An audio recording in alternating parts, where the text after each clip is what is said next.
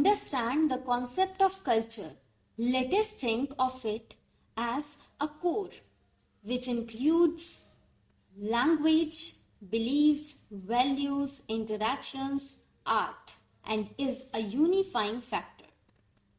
Interested people who want to get involved, learn, and connect are welcome, however, as guests, because the core and their values remain constant. We will discuss some important aspects connecting this to the deaf culture and the deaf community. Authentic cultural knowledge is not available to many. We might think it to be an easy and quick process to learn about a specific culture. That is a misconception. Full immersion requires a lot of time and conversation with the members who have this knowledge.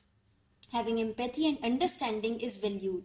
The core group of the people have great reserves of knowledge about their culture.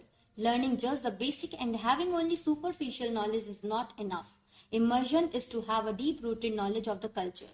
This can be achieved by engaging yourself with the important individuals of the group, which often constitutes the core.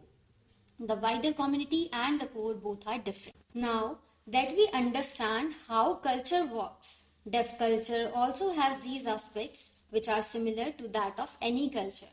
Deaf people are highly visually oriented. For them, their eyes are their ears, and they have stronger visual awareness as compared to hearing people.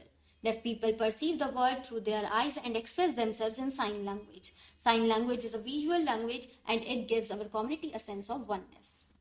These were a few points about the deaf culture in general. In the Indian scenario, deaf Indians consider Indian Sign Language as their first language. Sign language has its own grammar, linguistic, and lot of associated culture. The deaf communities around the world have their own sign languages and unique cultural norms.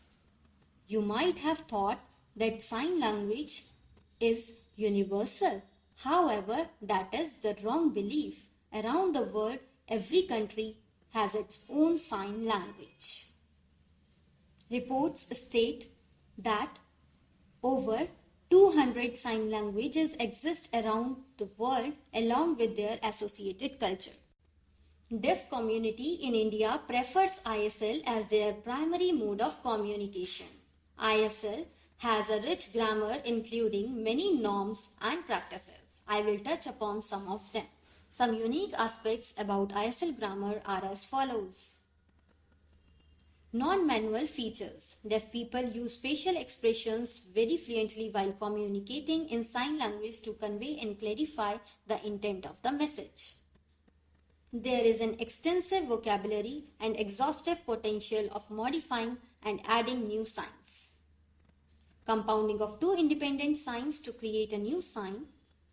As an example, the sign for sister and brother consisting of two components. First we sign for the feminine or masculine and then the sign for siblings. Another unique feature of ISL grammar is the syntactic structure.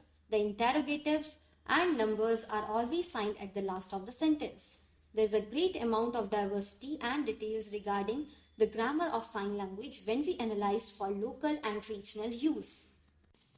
Indian Sign Language is the first language of the deaf community. It is the cradle of a vibrant culture which is an amalgamation of unique beliefs, values and customs. Hence, we can say that ISL and deaf community are inseparable. Sign language has a distinct grammar and the facial expressions have a lot of semantic utility. Deaf people use these features a lot. Their failure to effectively use facial expression may lead to communication breakdown and misunderstandings which may impact our bonding with the community members. The knowledge of sign language grammar and deaf culture can truly be understood only when we start engaging with the deaf community. Delinking sign language from the deaf community and using it without the proper cultural understanding will lead to misunderstanding, miscommunication and manipulation of the language. Sign language without deaf people is an inconceivable idea.